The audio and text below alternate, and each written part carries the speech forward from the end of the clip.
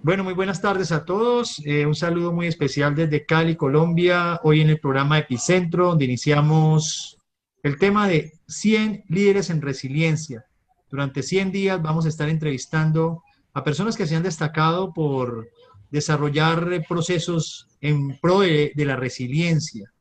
Y el día de hoy tenemos un invitado, un gran amigo de México, Guillermo Moreno, presidente de INCIDE, que nos va a compartir desde una visión humana de qué manera él ha asumido su propio proceso de resiliencia, pero además de eso, cómo proyecta, cómo promueve desde lo que durante ya muchos años ha desarrollado en el campo humano, en el campo profesional, desde sus diferentes aspectos de vida, cómo ha podido desarrollar esta temática que hoy se ha puesto muy de moda y que hemos encontrado en ella una oportunidad para generar procesos de diálogo. Entonces yo saludo a Guillermo Moreno desde Cali, Colombia, un saludo muy especial hasta Hermosillo, Sonora. Guillermo, bienvenido.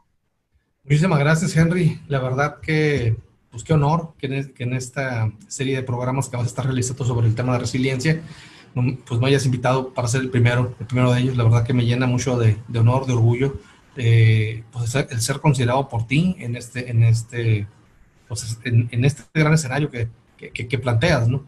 La verdad que sí me llena pues de mucha satisfacción y pues saber, como dice también nuestro buen amigo Héctor, pues que algo estamos haciendo bien. Y pues, la verdad, te agradezco. Muchísimas gracias. Muchas gracias. Un saludo para todos los que a esta hora se conectan por Epicentro Radio. A Héctor Paz, nuestro director allá en Ciudad de México, y bueno, y a todos los colegas de los diversos epicentros de México, El Salvador, Epicentro Salvador, Epicentro Ecuador, y muy prontamente Epicentro Argentina. Bueno, vamos a iniciar con este conversatorio, este diálogo humano con nuestro amigo Guillermo Moreno. Guillermo, cuéntanos un poco de quién es Guillermo Moreno. Bueno, pues Guillermo Moreno es un ingeniero civil, es de aquí, nacido en Hermosillo, Sonora. Estudié aquí en la misma universidad. Posteriormente nos fuimos a hacer una maestría a la Ciudad de México, donde estuvimos 4 años. Y pues de alguna manera el vivir en otras partes ¿no? Hermosillo, para los que no conocen, pues es México. Hermosillo es es una ciudad de provincia del país de la Ciudad de México. Entonces, pues de alguna manera te da otra visión, pues el vivir en provincia, sobre todo en aquellos años, estamos hablando del 91, 94, entonces te da otra visión muy distinta de lo que es vivir en una ciudad, pues, pequeña, a llegar ya a la gran megaciudad, pues, que es la Ciudad de México y todo lo que es la zona metropolitana. Posteriormente, pues, regresamos a nuestra tierra y empezar a trabajar, empezar a ver otros esquemas pues de inversiones que se estaban haciendo incomparables con lo que veías en el DF, ¿no? Pues veías esa separación pues de inversiones, de procesos, de la manera en que se trabajaba de manera empresarial, y eso te va formando pues ciertos criterios, ¿no? De cosas que se deben de ir modificando, de cosas que tú llegas ya con una visión empresarial, aunque tenía corta edad, llegas con una visión empresarial y eso te vas encontrando muchos bloqueos, ¿no? de la misma situación, y eso es lo que te va abriendo un sentido de pensamiento para ir diciendo qué cosas podías tú cambiar. Pero cada cosa que tú ibas viendo, que tú ibas pensando, decir, oye, ¿por qué no se hace de manera diferente? Es que siempre se ha hecho así, pues, ¿no? Pues sí, pero yo vengo de otro lado en donde se hace de otra manera. No, hombre, déjate de cosas, no andes inventando. Entonces eso te va abriendo, te va haciendo el ir pensando. Tú eres ingeniero civil, Henry, entonces te va dando un nivel de pensamiento cartesiano, le digo yo, pues no, ir viendo cómo vas a solucionar ciertos problemas, y te vas topando. Digo, no me voy a entretener paso por paso, pero en cada situación que se me presentaba de esa naturaleza, te ibas dando cuenta de que para resolver un problema que tenía que ver con ingeniería, se iban atravesando muchos problemas que no tenían que ver con ingeniería. Desde la cuestión política, desde la cuestión de derecho humano, desde la cuestión de relaciones humanas, relaciones públicas, comunicación, en fin, o sea, un montón de acciones que no tenían que ver para nada con el tema de la ingeniería, pero que a fin de cuentas eran procesos que bloqueaban un proceso de infraestructura. lo vimos con el tema de la desaladora aquí en Hermosillo. Pues se quería hacer una desaladora para tomar agua potable, somos una zona desértica, y empezábamos a ver que por temas políticos no se hizo, y el tema político venía aparejado de que los medios de comunicación influían en la ciudadanía para estar haciendo campañas negativas y que ese proyecto tronara. Y nosotros como ingenieros decíamos, ¿por qué la ciudadanía tiene que estar opinando sobre las cuestiones técnicas? Es como si le preguntaran a tu vecino que si operaban del corazón a tu papá, pues, ¿no? Y lo metían en una consulta pública. Y eran cosas que no me cuadraban, pues, y vas metiendo en tu mente, pues, en el saco de información, pues vas metiendo ese tipo de cosas, hasta que llegamos con todo ese bagaje, llegamos a fundar lo que fue INCIDE. Porque yo decía, bueno, si el político se mete en lo técnico, si el político y los comunicadores se meten en lo técnico, pues vamos haciendo que los técnicos nos metamos en la política y en la comunicación, y en ese concepto nace INCIDE, ¿no? Bueno, pero una pregunta antes de avanzar a INCIDE, porque vamos a tener tiempo para que nos cuentes qué es INCIDE, ese gran proyecto que ha generado muchos cambios, se han atrevido a romper paradigmas, a proponer cosas que finalmente se han convertido en procesos de desarrollo. Pero yo quiero que hablemos de, uno supone que un ingeniero civil debería estar construyendo, ¿no? Tú hablas aquí entonces que tú empezaste a preocuparte por otros temas, ¿sí?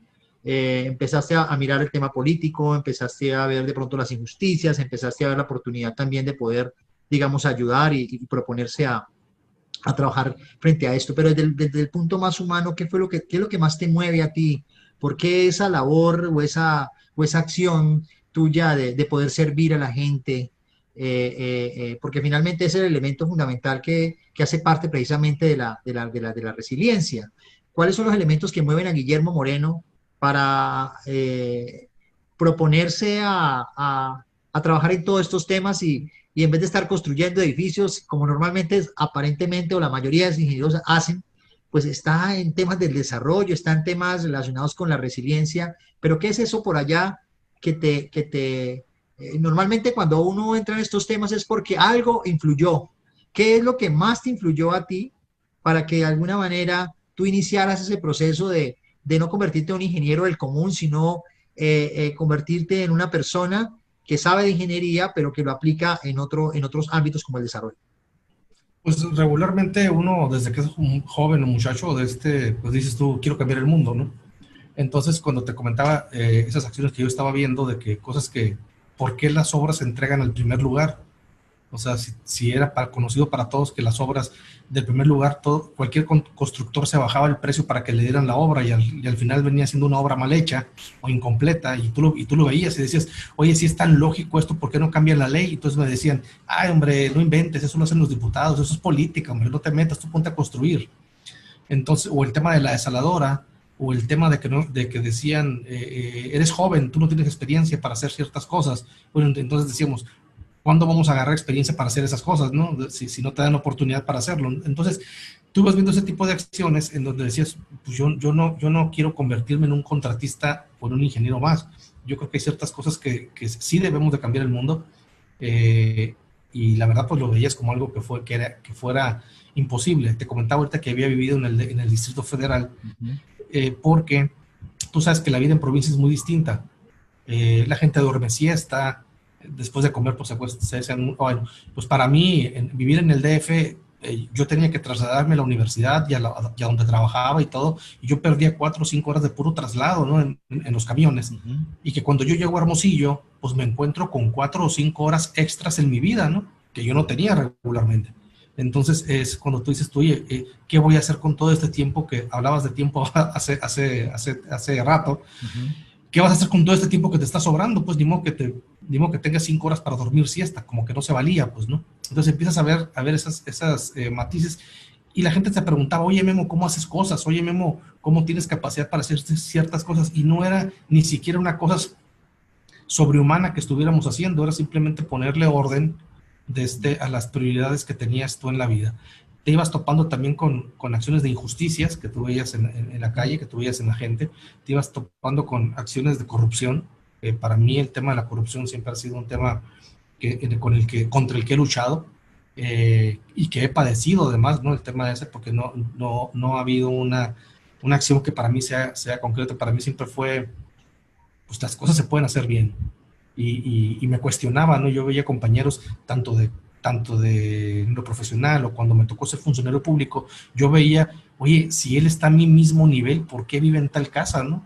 Si él está a mi mismo nivel y gana lo mismo que yo, ¿por qué tiene ese carro? Entonces tú decías, y yo no ganaba, que dijeras, pues nada despreciable lo que yo ganaba, pero no era para tener mansiones, ¿no? Entonces de ahí tú empiezas a ver, oye, a ver, algo está pasando. Entonces, a la pregunta explícita, Henry, ¿qué nos mueve? Pues nos mueve el tema de la injusticia, el tema de que no podemos quedarnos de brazos cruzados. Creo que Dios nos da talentos a todos y creo que no puedes desperdiciarlos impunemente, ¿no? Creo que el fin de la vida no es hacer dinero, ¿no? Como tal. Y claro, pues, de que calma los nervios, ¿no? Pero no es, yo creo que no es el fin de la vida, ¿no? Todos venimos con unos talentos, todos venimos con un propósito, y digo, algunos lo encontramos, otros no lo encontramos. La misma vida te va empujando hacia eso, y esa precisamente creo que es la capacidad de resiliencia que debemos de tener con esos errores que te pasan en la vida, que tú puedas lograr descubrirlos, ¿no? Porque tampoco todos nacemos y te dan una medallita y te dicen, oye, tu misión en la vida va a ser esta, ¿no? Pero no, tú lo vas encontrando de acuerdo como resilientemente esas caídas que vas teniendo o esos encontronazos que vas teniendo en la vida o oportunidades, las vas aprovechando o no las aprovechas. ¿Cuánta gente conoces que tuvo todo en la vida y que le echó a perder, ¿no? Si O tú pudieras viceversa, alguien que no tuvo nada y que se lo adelante. Y si tú pudieras definir cuáles han sido tus referentes para ser así como eres, para ese impulso, ¿a quién se debe? No, Desde el punto de vista humano. definitivamente. Ajá. De punto de vista humano, yo no voy a negarlo, mis padres, ¿no? Creo que de ahí yo creo que nace todo, esa formación. Digo, y te voy a confesar, a lo mejor si mi mamá está viendo esto va a decir, híjole, porque yo fui un muchacho bastante, ¿cómo te puedes decir? Aguerrido, los pleitos normales del Sí, sí, adolescente de con los la, jóvenes. con la Ajá. menopausia, ¿no? Entonces, Sí, sí. nos la llevábamos de chongo, ¿no? Pero de alguna manera hay cosas que tú no, pues que tú no dejas, cosas que lo que bien se enseña nunca se olvida, como dicen. Entonces tú vas dejando, a lo mejor bandeas, ¿no? En tu juventud vas bandeando sin tratar de brincar el límite, ¿no? De lo que sabes que es preestablecido al respecto. Y de alguna manera pues fueron acciones que tus padres te van diciendo, y la verdad, pues dos personas que profesionalmente, hablando de acción profesional, pues no tuvieron una educación profesional, por así decirlo, pero también obviamente pues siempre mi padre tratando a lo mejor por eso también yo lo encuentro todo con ejemplos, ¿no? Y trato de entenderlo así, para explicármelo a mí mismo y poder explicarlo a los demás. Siempre a todo le tengo que encontrar una analogía para poder hacerlo más práctico, ¿no? Mi papá todo me lo explicaba por analogías, ¿no? Me explicaba lo de la ranita que cruza la calle, o sea, sí, todo me lo iba diciendo con alguna fábula, con alguna historia, ¿no? Siempre, el tema del pajarito que va volando y le pegan un pelotazo, o sea, de alguna manera todo me lo iba explicando de esa manera. Y yo no recuerdo que él, afortunadamente vive, tú lo conoces. Sí. Pero yo no recuerdo de que dijera algún tipo de consejo que lo dijera de manera abrupta. Siempre trataba de ser muy, muy, muy conciliador, ¿no? En el momento de decirte las cosas. Y en el caso de mi mamá, pues mi mamá un poquito más de mi carácter, ¿no? Más efusiva, vamos a llamarlo así, pero también siempre tratando de inculcar esos valores. Entonces, de alguna manera, yo creo que esos dos referentes son muy importantes en O mi sea que vida. esos dos referentes son importantes para construir la resiliencia que hoy tú tienes y que de alguna forma tratas de proyectar, obviamente como un ser humano, como cualquiera, y que de alguna manera lo que nos está diciendo es que la resiliencia se crea en lo individual y se va fortaleciendo en el espacio familiar, que es uno de los elementos claves, precisamente que de alguna forma queremos también que la gente vea cómo los seres humanos, los líderes como tú, eh, eh, están, digamos, permeados también por buenos valores, que es un elemento importante de la resiliencia, la cuestión de valores para poder asumir desde lo humano también los grandes retos, ¿no? Eso es un elemento que yo considero importante. Y en esa lógica, si tú tuvieras que decir a los jóvenes ahora cuáles son los elementos que tú recomendarías desde la experiencia, lo que has vivido, de lo que estás proyectando como ser humano, como individuo, para construir resiliencia, ¿cuáles serían esos consejos que tú darías a los jóvenes que nos escuchan, que nos ven? Definitivamente el tema de la ética es el tema, uno de los temas más importantes, independientemente de creo que hablar de valores, eso no tiene religión, pues no creo que es universal. Sí. Yo creo que hay que pegarse al tema de la ética y de ahí se van a derivar muchas acciones. Si tú eres ético profesionalmente, personalmente, etcétera, yo creo que es lo que va a marcarte, pues, ¿no? Como en tu desempeño y te va a ir guiando. Muchas veces he escuchado el término que dicen se está evaluando a la persona, al profesionista, no su vida privada. Híjoles, y es muy difícil que puedas realmente separar. De repente la gente quiere hacerlo y no creo que sea posible. Pues cómo vas a reconocer a alguien, por así decirlo, pues que es un maltratador en su casa, que es adicto, pero afuera es excelente profesionista en ciertas cosas, ¿no? Entonces, digo, sin hacer señalamientos específicos, ¿no? Todos sabemos en la vida personal, siempre la vida personal tiene que ir muy aparejada a tu vida profesional. O sea, tiene que haber una coherencia. Una coherencia. Tiene que haber una coherencia y congruencia, ¿no?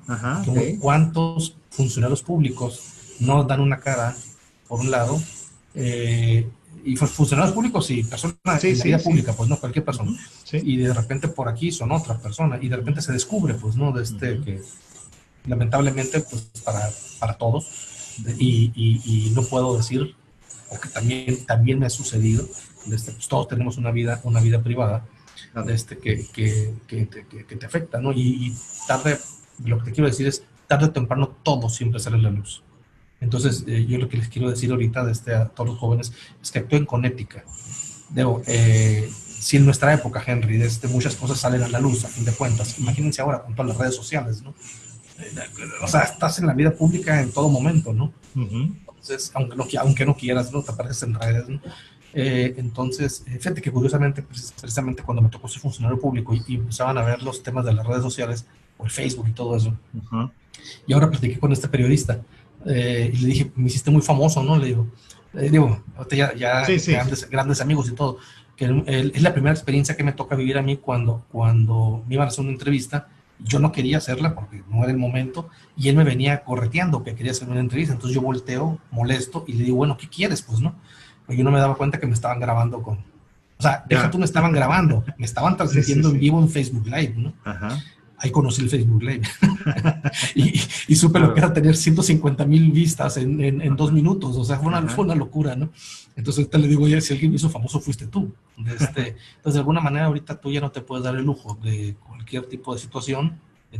Todo va a salir siempre a la luz. Pues yo le digo, mejor andar con ética, andar derechos, ¿no? Y tampoco tienes que meterte, ni son clases de catecismo, ni mucho menos. Todos sabemos lo que está bien, lo que está mal, lo que es derecho, lo que no es derecho. O sea, punto. Tampoco tenemos que andar inventando el hilo negro con eso, ¿no? La ética, un elemento fundamental que Guillermo Moreno hoy nos comparte a todos los que estamos escuchando este programa y viendo a través de las redes sociales por Epicentro Colombia, y que hoy iniciamos esta travesía por contactar, por conversar, por conocer a muchos líderes, y en este caso tenemos una gran meta, un gran reto, de poder entrevistar por Epicentro Colombia para que la gente conozca que los líderes en resiliencia son reales, existen, y que finalmente cada uno desde sus diferentes perspectivas está tratando de hacer lo mejor, lo que mejor puede, precisamente para lograr que este mundo de alguna manera sea un mundo mucho más justo, ¿no? Es un poco lo que estamos intentando acá con esta invitación que estamos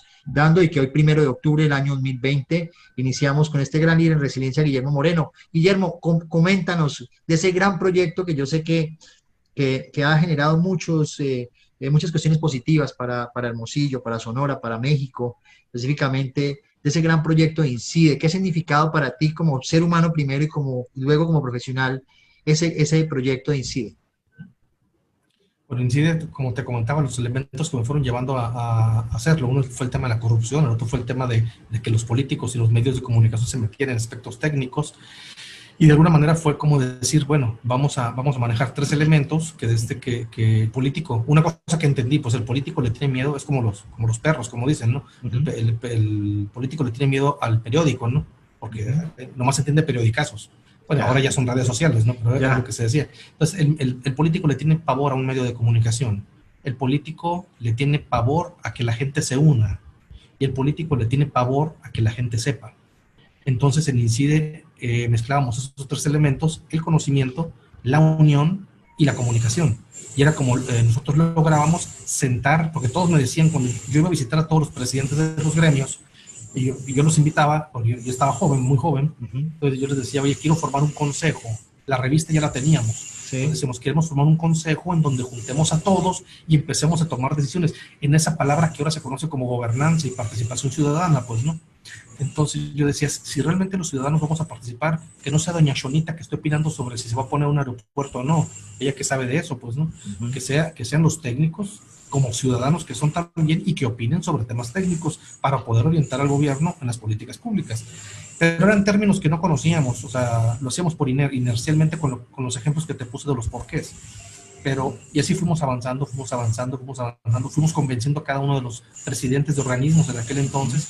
Fueron 14 los que logré sentar en una mesa la primera vez, nosotros somos 52. Y con el paso del tiempo, altibajas, ¿no? Y la naturaleza humana también, viene la guerra de los egos, viene, yo le llamo la hoguera de las vanidades, ¿no? Que a fin de cuentas todos quieren lucir, porque sí, porque nos han sido 20 años, Henry, de estar pues, en esa cuestión inercial. Hemos logrado cambiar 19 leyes, reglamentos múltiples. Entonces empezamos a ver cómo, con la presión que te acabo de decir, es como sientas a los políticos, como sientas a los dirigentes de partidos, como vas sentando todos los personajes, pues, ¿no? Que tienen que ver con la vida pública. Y llegó un momento, como todos, ¿no? Llegó un momento que me tentó la política. Entonces llegó un momento, y sí, estuve entusiasmado casi 10 años en querer participar activamente en política. Una cosa te fue llevando a la otra, te veían como líder y decían, oye, pues queremos que estés en el partido para que puedas ser diputado. Y yo decía, bueno, si lo puedo cambiar de adentro, si de afuera puedo cambiar, pues de adentro, olvídate, voy a ser chuza, ¿no? Y fue mi gran estrellón, que fue cuando me di cuenta que no. De adentro lo que hacen es que te ponen una correa y te vas metiendo al mismo sistema político. O sea, no levantes la cabeza, no hagas esto, porque si no, se te va a caer la diputación. Entonces, y también fueron cosas que me dijeron, oye, espérate, yo no entré para esto, ¿no? INCIDE fue tan noble, Henry, que todavía existe, y lo voy a decir así, y existe todavía a pesar de haber cometido ese grave error de haberme metido a querer ser político. Cuando entendí, la vida me enseñó ahí internamente que las cosas se van a cambiar desde afuera, desde la sociedad civil, no desde adentro. Es muy difícil cambiarlas desde adentro, porque aún tus correligionarios que pensaban antes igual que tú, el poder aturde, te subes a un ladrillo y olvídate, ¿no? Entonces empiezan a cambiar todas esas acciones y empiezan a tomarse todo tipo de decisiones. Llegué a ser regidor. Fueron pocas las leyes que pudimos cambiar por las mismas presiones de los partidos que existen, y hubo una iniciativa que no tenía que ver nada conmigo. Digo, yo era el tema de todo lo tenía con el tema de la construcción, de la ingeniería, etcétera, y había un tema que no tenía que ver nada conmigo, pero yo tenía que demostrar que se podían cambiar las leyes y se podía romper inercialmente el sistema. Y sacamos una campaña que se llamó Movember. Por mi nombre, Memovember le pusimos, ¿no? Sí, que era el tema del bigote. Eso te iba a preguntar. De la campaña del cáncer de próstata. Entonces logramos, con una campaña que no tenía que ver nada con ingeniería y rompía por completo con todo mi esquema que yo traía en ese momento, y empezamos a andar con un bigote por todos lados, poniéndolos a la gente en el bigote. Y de tal manera pues que logramos convencer a mis regidores, compañeros opositores, a que todos se pusieran el bigote. Incluso el presidente municipal, que era de otro partido, se puso el bigote. Y total que pues nos tomamos fotos, las subimos al Facebook, era la fiesta, todo el mundo. Y a la siguiente sesión llego yo con la iniciativa, agradeciéndole a todos los regidores de la oposición que se hubieran sumado a esta gran iniciativa de trabajar por la salud masculina con el tema del cáncer de próstata, y someto a votación una iniciativa que no les quedó otra, y yo proyectando las fotos de ellos con bigote y apoyando, y que no les quedó de otra más que votarla por unanimidad.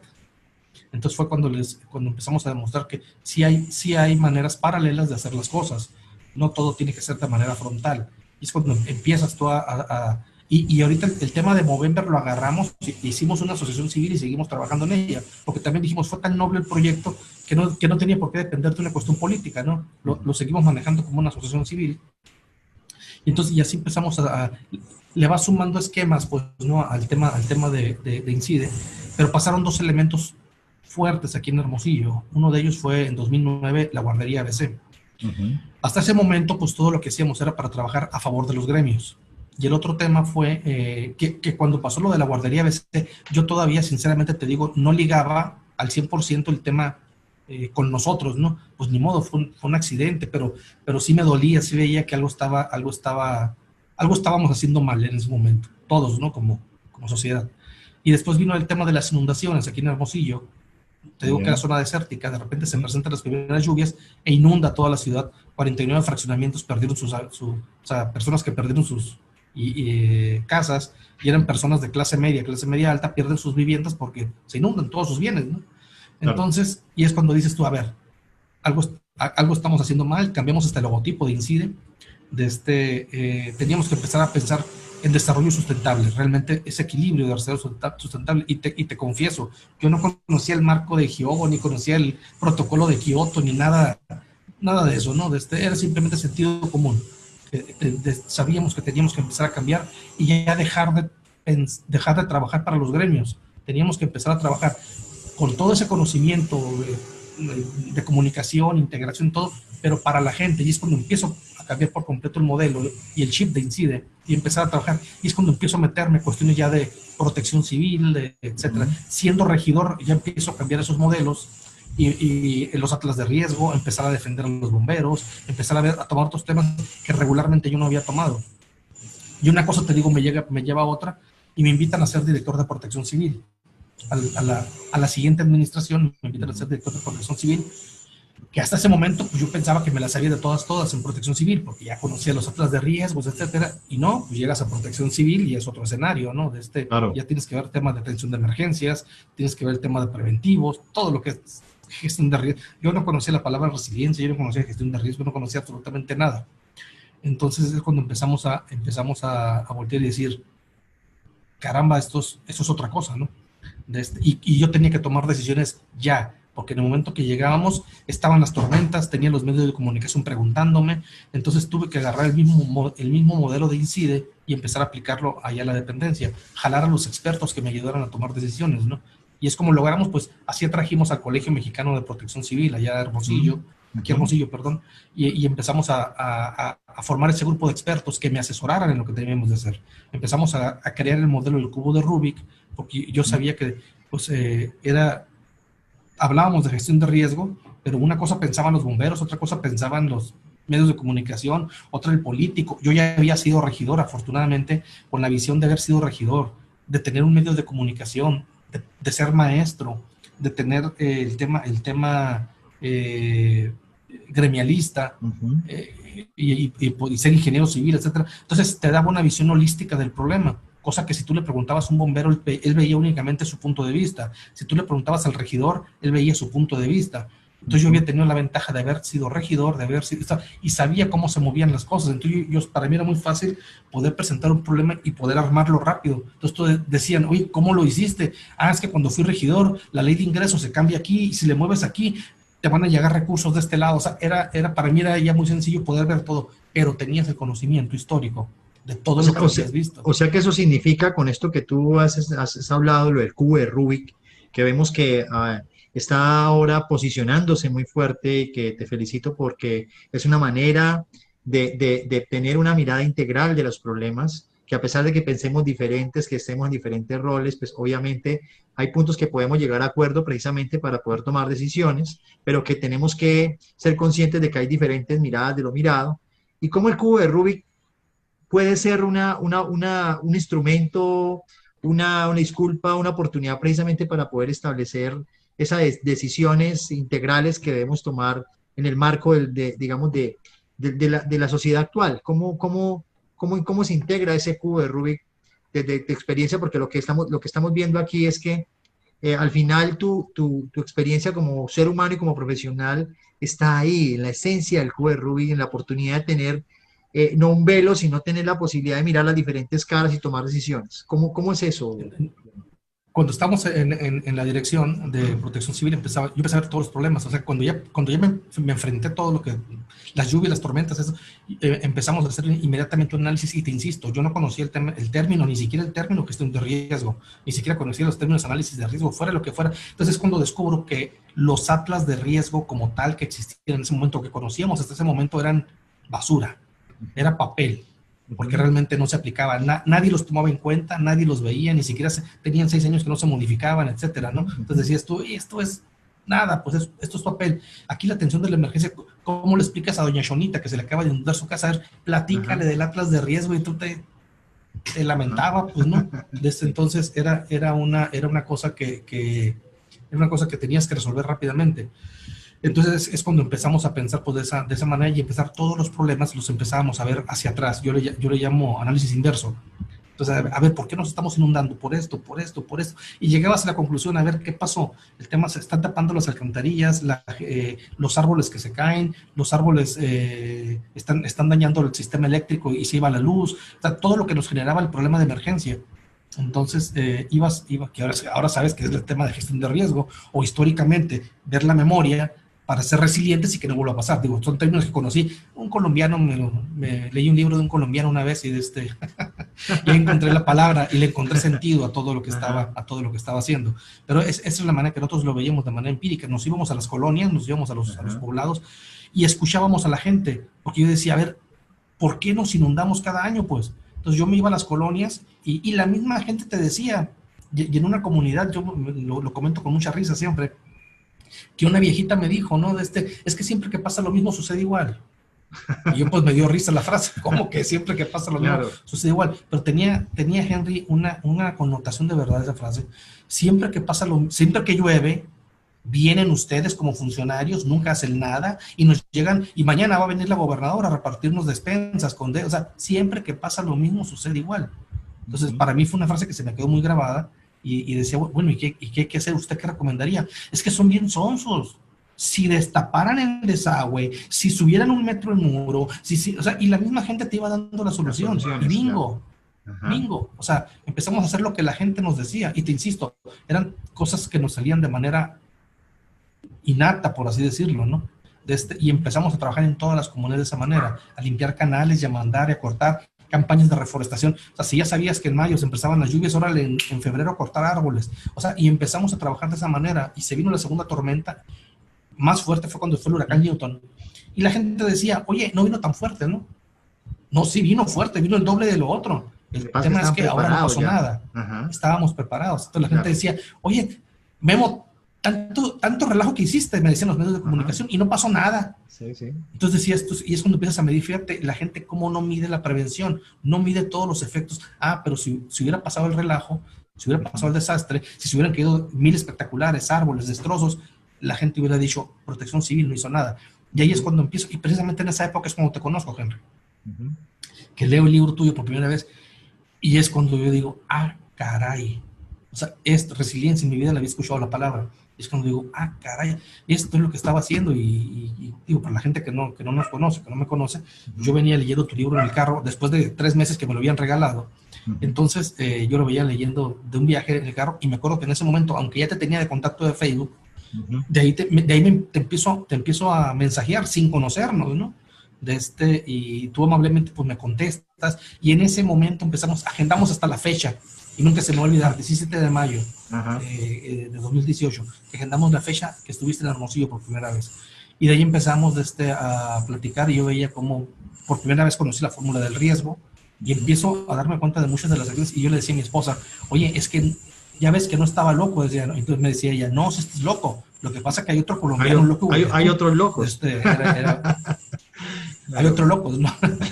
Entonces, esa es la manera que yo veo la fórmula del riesgo, y es cuando empiezo a aplicarla pues a todo. Es como cuando uno descubre el teorema de Pitágoras, Sí, ¿no? sí, sí. Cuando estás en la secundaria y descubres el teorema de Pitágoras para todo lo que eres, regla de tres para todo, ¿no? Ajá. Entonces, pasó lo mismo y empezamos a ver la fórmula del riesgo, y es cuando llegamos a los términos. Ahora sí vuelvo a la ética. Ajá. Cuando empiezo a descubrir que muchos de las vulnerabilidades de las que tú hablabas, que tú hablabas de las vulnerabilidades físicas cuando te escuchaba, y yo empiezo a trasladarlas a las vulnerabilidades personales. Sí. Es cuando empiezo a decir, muchos de los Los desastres son hábitos. generados por la corrupción. Y es Ujú. cuando empiezo a ver, o sea, vuelvo a las inundaciones, vuelvo a la guardería ABC, vuelvo a todo y digo, en todo hubo actos de corrupción. No hubo falta de conocimiento técnico, porque las universidades son muy buenas. Yo veía que era corrupción lo que estaba generando. Entonces, si todo lo aplicaba a tu fórmula, el término era, lo contrario a la corrupción era la ética. Entonces empezabas cómo fortalecíamos el tema de la anticorrupción. Entonces, cuando empiezas en ese orden inverso, ¿qué debíamos hacer? Bueno, por un lado, al que es corrupto no lo vas a combatir con ética, ya lo tienes que combatir de otra manera, pero la única manera de inyectar la ética era en los niños. Y teníamos que empezar a jalar el hilo hacia atrás. Si queríamos realmente cambiar todo eso, teníamos que irnos a las escuelas, a la educación básica, para pensar en 20 años que este teorema pueda ser una realidad. Y así empezamos a buscar otros elementos, como el tema pues, de la envidia, el tema del egoísmo, el tema, y en todo te vas dando cuenta de que todos, o el tema de la corrupción, ¿por qué se han generado todas las guerras de la historia? Unas han sido por envidia, otras por celos, otras por lujuria. Entonces, si te vas dando cuenta que todo va ligado a las emociones, ¿qué digo? Sin meternos en religión, con los pecados capitales, Ajá, pero al fin de así cuentas es. son actos de valor, que los valores, te fijas, no han cambiado. Si tú ves los 10 mandamientos y quitas Ajá. los primeros, pues Ajá. el tema no matar, no esto, o sea, son cuestiones y son la base legal de muchas Y civilizaciones, ¿no? siguen siendo válidos en Siguen cualquier siendo válidos. momento, sí, digamos, son como los Yo, con elementos sus claves. modificaciones y todo, ¿no? Sí. Pero de alguna manera sigue siendo lo mismo, Ajá. y que no han cambiado pues en 5,000 años, no sé en cuánto, ¿no? Entonces, de alguna manera es parte de lo que debíamos de empezar a trabajar. Entonces, de lo que tú decías, y, me tocó estar en Colombia precisamente también meses después. Sí. Conocí a Marianela Guzmán y le escucho decir, ella es de Costa Rica, pero vive en Panamá, le escucho decir por primera vez que no puede haber empresarios resilientes. Ya conocía la palabra resiliencia por ti, que no puede haber comunidades resilientes si no hay empresarios resilientes. Y es cuando vuelvo a encontrar otro sentido pues, a lo que estábamos haciendo. Y dices, wow, es cierto, o sea, si no hay personas que sean resilientes, es muy difícil que un político cuide lo que no es suyo, pues. Entonces, si el empresario no cuida lo que es de uno, ¿por qué el político va a cuidar lo que no es de él? Pues no, el político llega 3 años y a ver qué rebatinga, ¿no? Entonces, me regreso un poquito a lo que fue cuando era director ya al final. Pues yo traté de guardar el tema ético hasta las últimas consecuencias, tan así que fui despedido por eso. Entonces, y fue una etapa, ya nos conocíamos, ya podía decir que era tu amigo, modo que tú me hablaste ese día, desde que se me presenta el problema, y que pues, yo no lo podía creer, ¿no? A un mes de que se terminara la administración, me echan fuera, precisamente porque querían que firmara documentos que yo no iba a firmar, y obviamente está bien, y entre más me exigían, pues más yo me tenía que estar plantando, y se fue haciendo un desquebrajamiento fuerte, ¿no? Con la administración, en donde pues terminó en el rompimiento, ¿no? Pero de alguna manera pues, no claudicamos en ese sentido, ¿no? A las semanas de eso me llega la invitación a Colombia, ¿no? Donde pues prácticamente era exponer lo que había sucedido, y pues ratificar que estábamos llevando ese tema hasta las últimas consecuencias, ¿no? Con esa de tu experiencia que estás hablando y con todo lo que nos has comentado hasta ahora en este primer programa que estamos desarrollando sobre 100 líderes en resiliencia por Epicentro Colombia, eh, ahora con todo ese conocimiento que tienes, sé que estás escribiendo un libro también sobre el cubo de Rubik que muy prontamente vamos a tener a exposición con toda la experiencia que Guillermo Moreno quiere compartir. Eh, ya con todo esto, si tú tuvieras que definir la resiliencia en palabras sencillas, ¿cómo la definirías? Desde el concepto de Guillermo, su propio concepto, ¿cuál podría ser? ¿Qué elementos tendríamos que Eh, tener para construir esa resiliencia? pues que el que no aprende con los errores, pues únicamente está condenado a estar repitiéndolos constantemente, ¿no? Simplemente va a ser una constante en tu vida. Y cuando digo errores, no quiere decir que sean los tuyos, ¿no? También tienes que tener inteligencia para ver, para aprender de los errores de los demás, para que no vuelva a suceder. Pues prácticamente eso es el que no tiene capacidad de aprender de los errores, insisto, no propios, pueden ser ajenos, está condenado a seguirlos repitiendo en automático, ¿no? Dicen caer y recuperarse, ¿no? Pues eso es una recuperación, sí. No eres resiliente, no aprendiste nada. Entonces tienes que aprender, tienes que advertir a otros para que no les suceda. Pues eso es parte de todo, te lo comentaba en una ocasión con el tema de la piedra en el camino, pues, ¿no? Sí, eso me gusta mucho. No es nomás caerte, no es nomás quitar la piedra del camino, pues no, si te caíste, no nomás levantarte si te caíste con una piedra, es quitar la piedra del camino, es poner un letrero que aguas porque hay una piedra y si se encuentra otra piedra en el camino aguas porque se pueden caer, o sea, es decir, que ese conocimiento sea exponencial para que no vuelva a suceder y a causar ese daño. Hicimos un foro hace poco de Juventud Incide, donde Nancy Patiño sale ganadora con un proyecto que se llama Memoria del Pueblo, que es prácticamente lo que platicábamos ahorita de la viejilla del pueblo que te comentaba, ¿no? Y es conocer el pasado para poder enfrentar el presente, pero muchas veces los jóvenes, y bueno, cualquier persona, ¿no? No escucha el pasado y vuelve a repetir los mismos errores que sucedieron, y la pandemia es un caso de lo que estamos viviendo. No aprendiste nada de hace 100 años, pasa un tiempo y todo se olvida. Entonces, ¿y qué pasó? Pues nos volvió a pasar. Claro. Y claro, exponencialmente lo mismo, ¿no? También con el tema del cisne negro que todo el mundo comenta, pues sabemos que no es cierto. No tuvimos la capacidad para ser resilientes, nadie, cuando nos avisaron desde diciembre que este coronavirus venía y todo el mundo se sentó a hacer memes, ¿no? En lugar de darle solución al problema. Cuéntanos un poco, Guillermo, aprovechando que estás comentando todo esto que ha pasado, este nuevo contexto, te hemos visto mucho, muy dinámico como siempre, siempre llevando el liderazgo, y por eso precisamente te hemos invitado a este programa de 100 líderes en resiliencia, porque te consideramos un gran líder en resiliencia que está promoviendo algo positivo, propositivo, estás intentando hacer cosas precisamente para hacer un mundo más justo.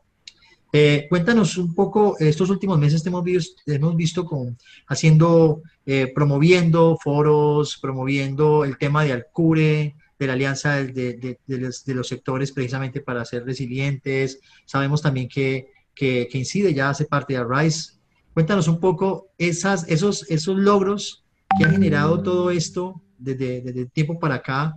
Y cuáles son esas proyecciones que tienen, por qué Alcure, por qué hacer parte de Arise, por qué el foro, para que los que están escuchando conozcan realmente que la resiliencia, que esa palabra se está llenando de contenido y que finalmente se está llevando a la práctica con estas, y estás logrando convocar, porque lo que yo siempre he destacado de Incide es el poder de convocatoria que tiene, precisamente por esos mismos principios que tú inicialmente comentabas de Incide, que lograron que se pudieran articular diferentes personas con diferentes pensamientos para tratar de construir soluciones independientemente del color político.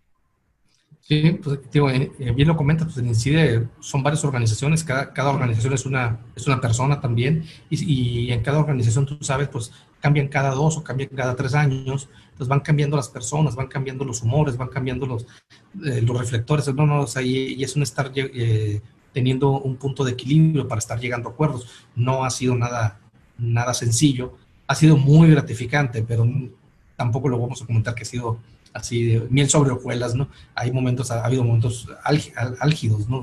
Claro. Pero de alguna manera hemos llegado a esos acuerdos. En Colombia, te comentaba, conocí a Marianela y de ahí conocí por primera vez el término Arise. Y es cuando me presentan, escucho por primera vez a Marianela exponer sobre el término Arise, me llamó poderosamente la atención porque decía, oye, Incide es eso, pero en chiquito, pues no, por así decirlo. Entonces, porque escuchaba lo que Arise pretendía y decíamos, oye, nosotros ya lo estamos haciendo, ¿no? Integrar, invitar empresarios, modificar leyes, política pública. Claro, ellos ya, insisto, Incide se fue construyendo sobre la marcha, ¿no? De manera resiliente, ¿no? Una caída inmediatamente a reconstruirse, a reinventarse.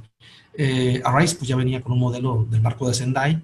Te confieso, yo no había escuchado el marco de Sendai, pues nomás de oídas, ¿no? Por así decirlo, pero nunca me he tocado meterme de lleno. Entonces, Y es cuando empiezas a ver, a comprender. Ellos pues ya venían con una estructura más elaborada, con todo el apoyo de Naciones Unidas, y pues nos invita, Mariana me invita y conozco a Elisa Trujillo. Elisa Trujillo la conozco aquí en Hermosillo, precisamente desde el 22 de diciembre de ese año. La conozco aquí en Hermosillo, que ella iba para Guaymas, y es de Guaymas, iba con su familia. Y pues así nos conocimos, Elisa y yo, y empezamos a trabajar con el tema de RISE. Le presento lo que es INCIDE, le fascina, y empezamos a trabajar y programamos le platico lo que habíamos hecho en Protección Civil, bueno, todo lo que platicamos ahorita, y acordamos en febrero lanzar bueno, yo le había comentado que teníamos pensado lanzar la Alianza por la Cultura de la Resiliencia, ya ahora sí en un tema específico, ya con la visión del cubo de Rubik, y enfocarlo a seis etapas, ¿no? Desde lo que era padres de familia, lo que era universidades, medios de comunicación, gobierno, gremios y empresarios, eran las seis etapas, tratando de cubrir también el tema del cubo de Rubik y empezar a hacer estrategias con cada uno de ellos.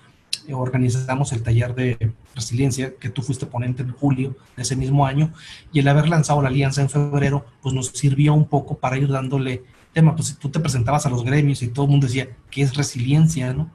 ¿De qué se trata esto? ¿Con qué se come? Y empezábamos a pues explicarles qué era la resiliencia, tratando de explicarla con el tema de la piedra que te decía, pues de una manera sencilla, entendible primero para mí, para poderle explicar, ¿no? Claro. Un ejemplo que fuera muy básico para que la gente dijera, órale, ¿no?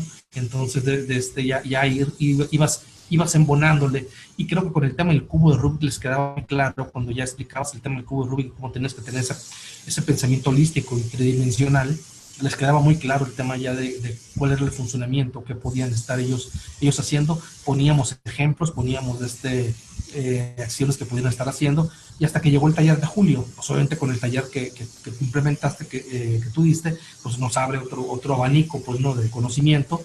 Nos dio la oportunidad, pues, de convocar a 3 aliados que están ahorita ya en la RISE también.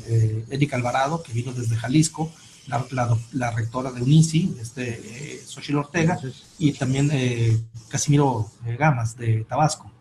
Estuvieron con nosotros, y pues ellos también ya son, pues, replicadores de todo esto. De hecho, de ahí salió la asociación que tú fuiste ponente ahorita en la mañana, ¿no? La asociación de profesionales de resiliencia, que fundó Eric a raíz de eso, de eso. Entonces empezamos a ver de que cómo se empieza a construir y se empieza a desdoblar todo este bagaje, ¿no? Y cada uno te va aportando tú aportas, ellos aportan, y se va construyendo este gran proyecto. Ahora sí ya no podemos decir que el tema de resiliencia es un tema desconocido para muchos. Y con el tema de la pandemia, pues nos vino a sacudir y a sacar a relucir lo que fue el tema del fortalecimiento realmente de la palabra, que, como tú dices, es impronunciable, ¿no? Y a veces difícil de implementar. Pero creo que con el tema de la pandemia, pues la mayoría fuimos resilientes. Una cosa que dentro de las acciones de INCIDE, nosotros tenemos el tema de Juventud INCIDE, y tenía, pues, años llevándose a cabo durante 6 periodos. Se presenta la pandemia, el aislamiento o el confinamiento, y pues se quedó pendiente el tema de la renovación de los jóvenes. Ya se le había vencido el proceso a Sebastián Romero, que era un estudiante alumno mío de Ingeniería Civil. De hecho, ya había egresado el de la carrera, y se venció el proceso, ¿no? Entonces, en ese periodo, y te confieso, mi hijo no tenía que ver nada con INCIDE, pero sobre todo esto empieza a ver cómo con todo lo que estábamos haciendo, él se da cuenta de que, pues, aún con la computadora, aún encerrados, hacíamos webinars, salíamos, decíamos, poníamos, quitábamos, etc. Y él se daba cuenta de lo que estaba sucediendo. Ya me veía a mí directamente lo que estábamos haciendo, y como ahorita, pues, no, silencio, porque estamos ahorita estamos en webinar, ¿no? Sí. Y él se daba cuenta de lo que sucedía. Tú lo vives en tu casa también, claro. Pero se da cuenta y me dice, papá, fíjate que me gustaría coordinar Juventud INCIDE. Y yo me quedo, ¿cómo? Si a ti nunca te había llamado la atención esto, claro, de Juventud INCIDE, ¿no? No, me dijo, pero te he estado viendo, y ahorita, debo decir, pues ya entro a la universidad, ya trae otra visión. Otra dinámica, claro. Es que me gusta, quiero meterme en los temas, otra dinámica, quiero meterme en los temas pues quiero hacer algo en la vida, no quiero quedarme estático y veo lo que tú estás haciendo, me dijo. Entonces le dije, pues órale, va. Y se empezó a meter y empezó a hacer algunos webinars, etcétera, desde abril, ¿no? Sí, preparativos. Webinars, entonces, hasta que llegue el tema de que Victoria, mi otra hija, que traía el tema del tema de de que la educación básica que se dé la materia de protección civil también, Ajá, sí, pues contactó al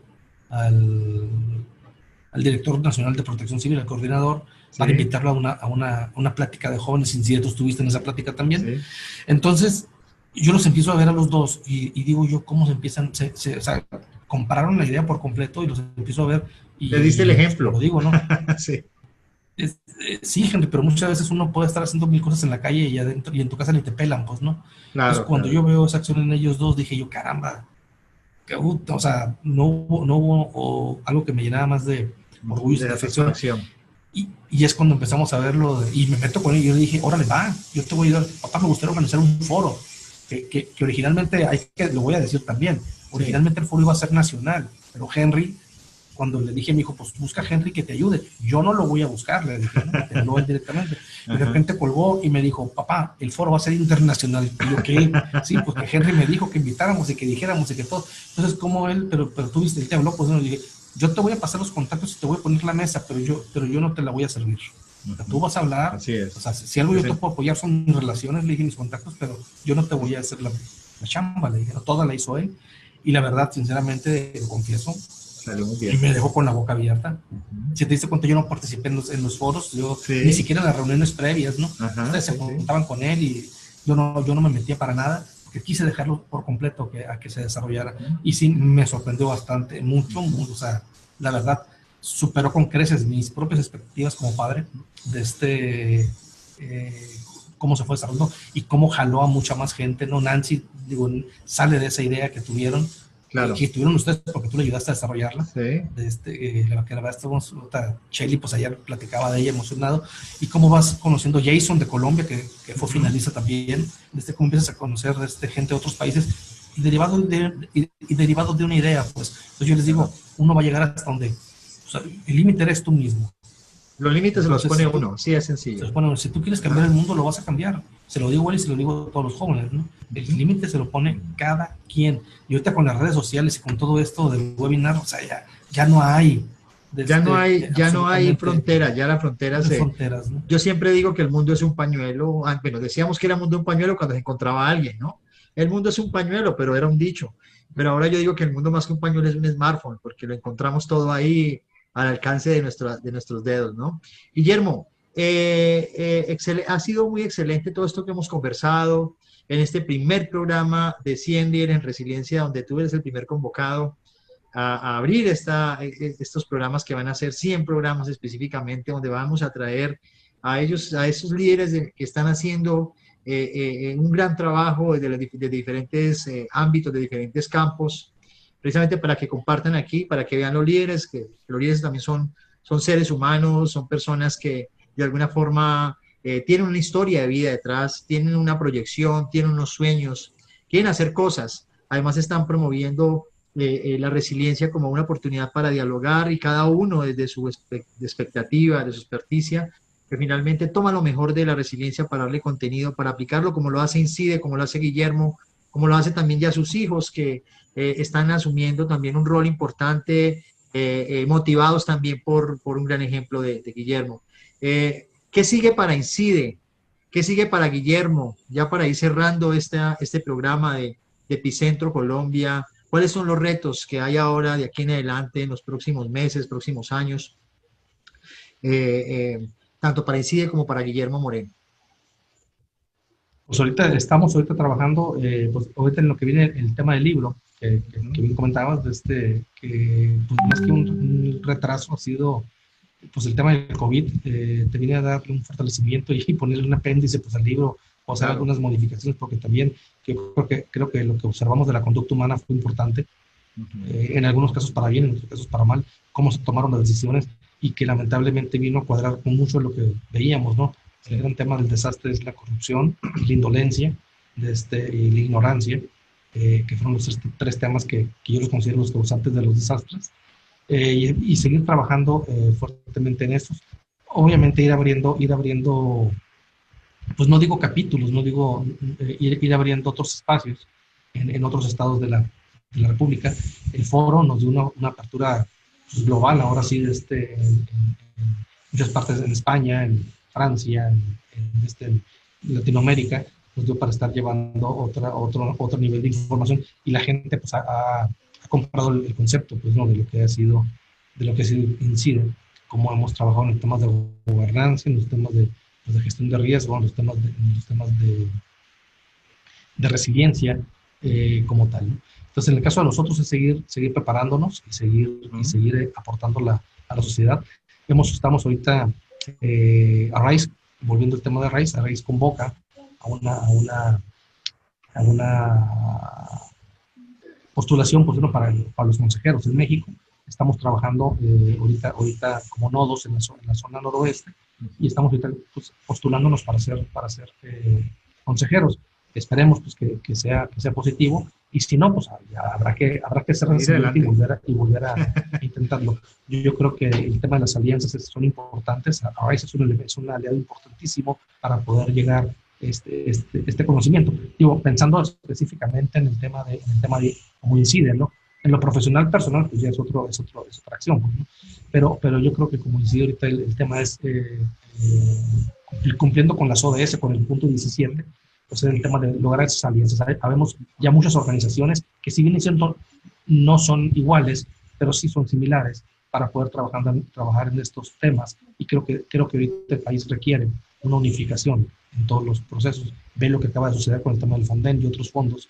Pues yo creo que es importante que debe haber organizaciones que estemos unidos, de esas alianzas de las que hablas tú y que promueves como un gran apóstol de la resiliencia que eres, Henry.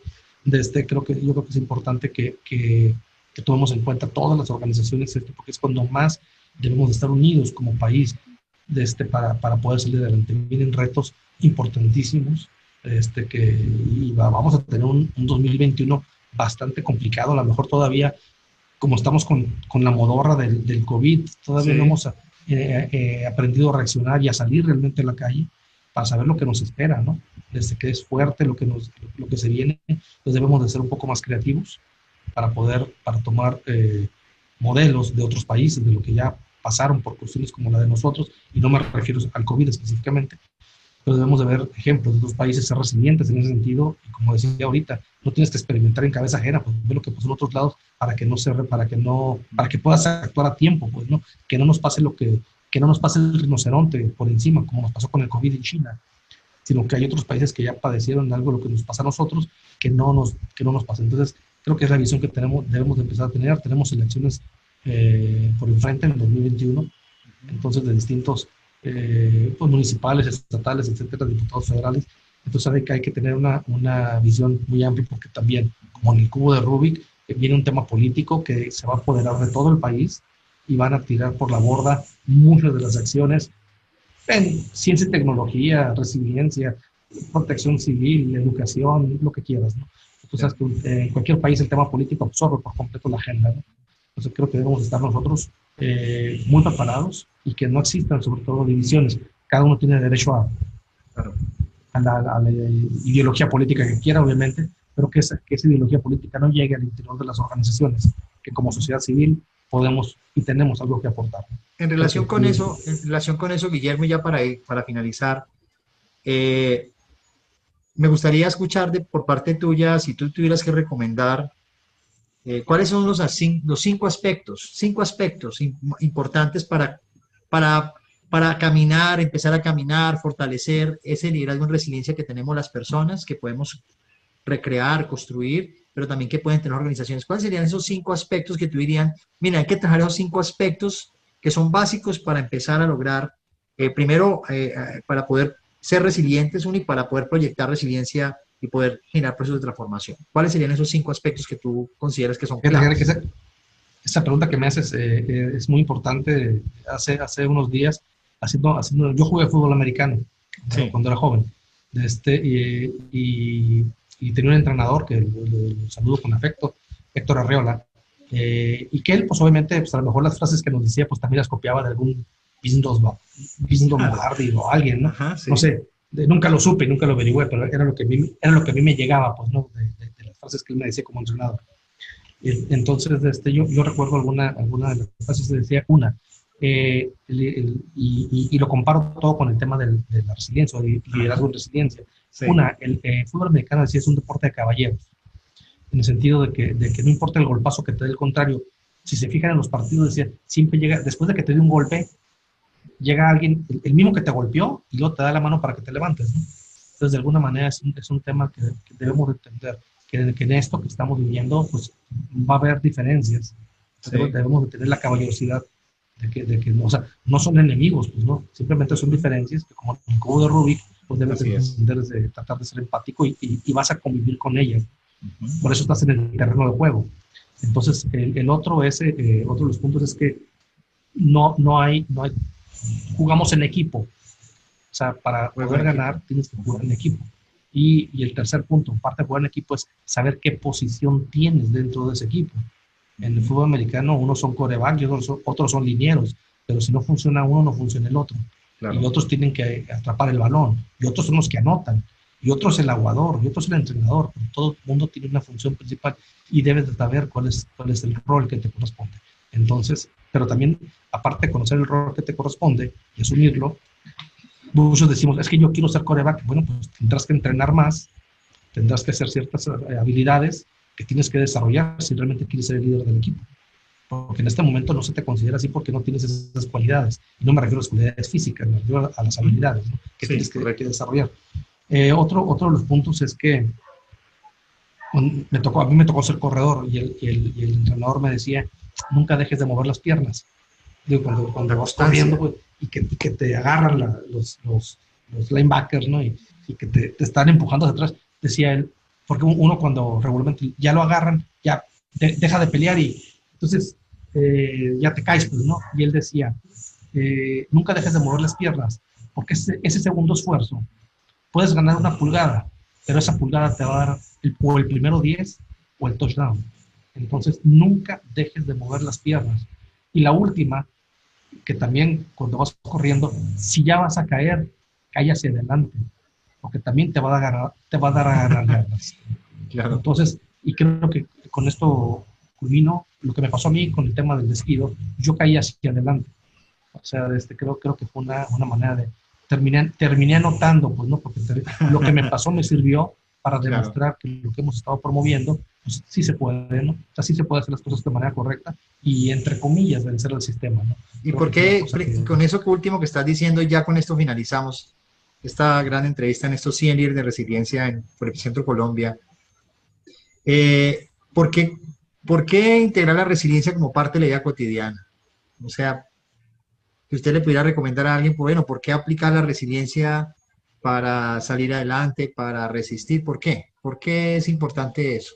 Yo creo que un ejemplo muy clásico, y me tocó ver en una fotografía de Rice, precisamente cuando se estaba promoviendo el foro de que se llevó en octubre en el World Trade Center. Foro de Rice. Una fotografía que veía el foro, no sé si te recuerdas, que están dos manos de papá y mamá.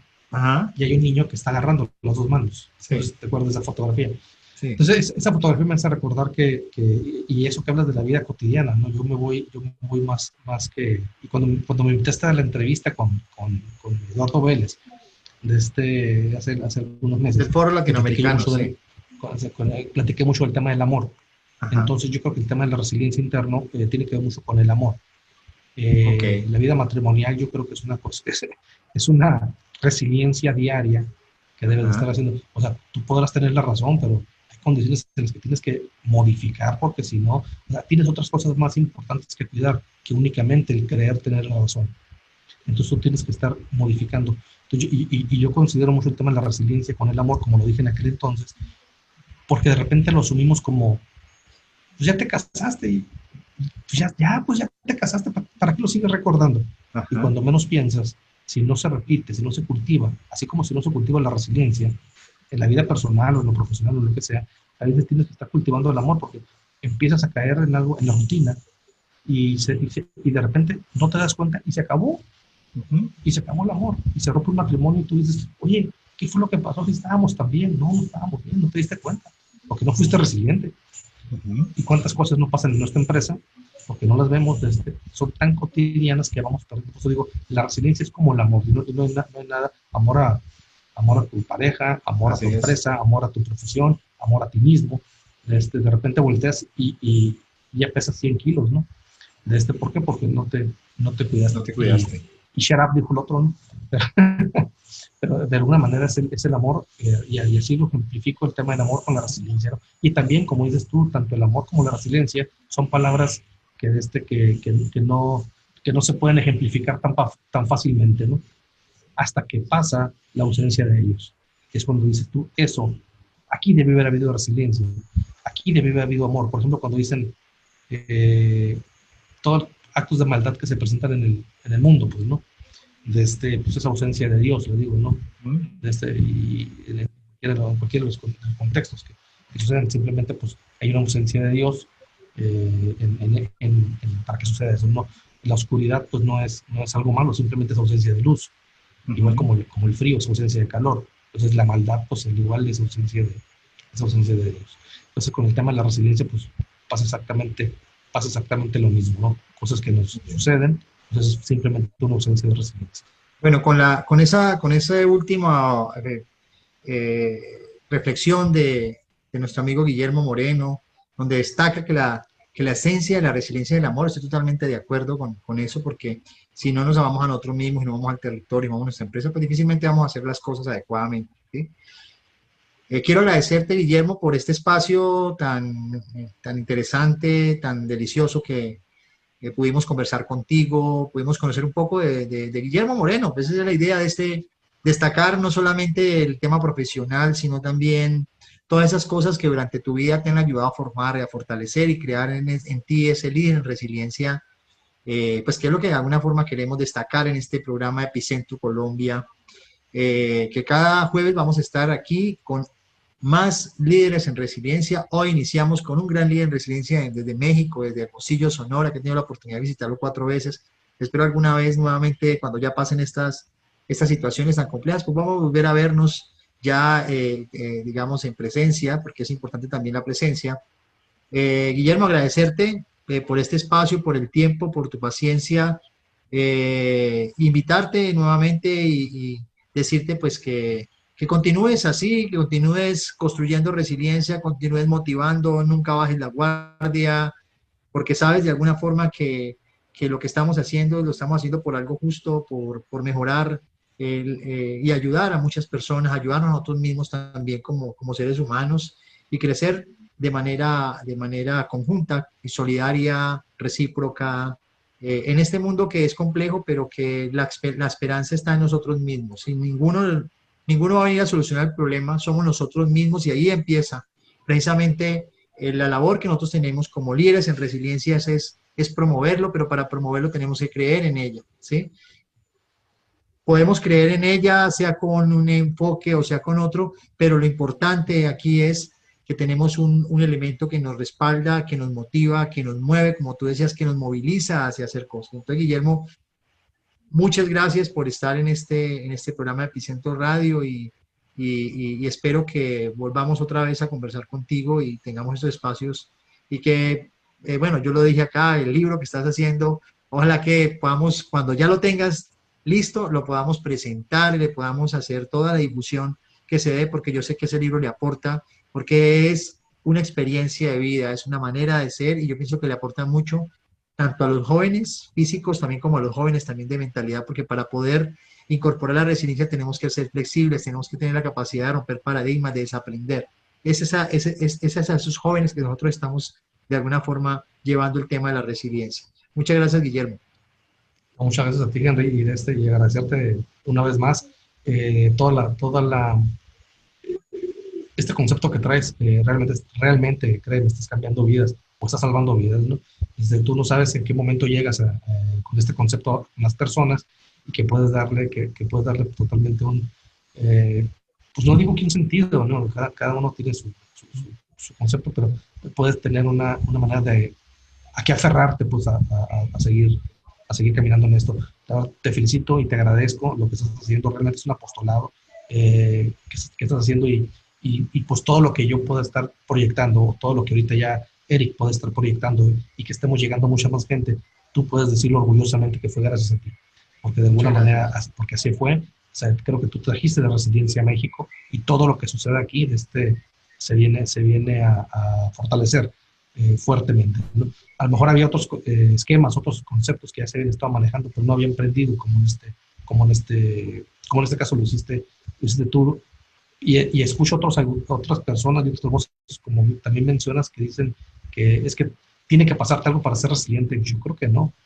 Y precisamente ahí radica el tema de la fortaleza de este concepto de resiliencia.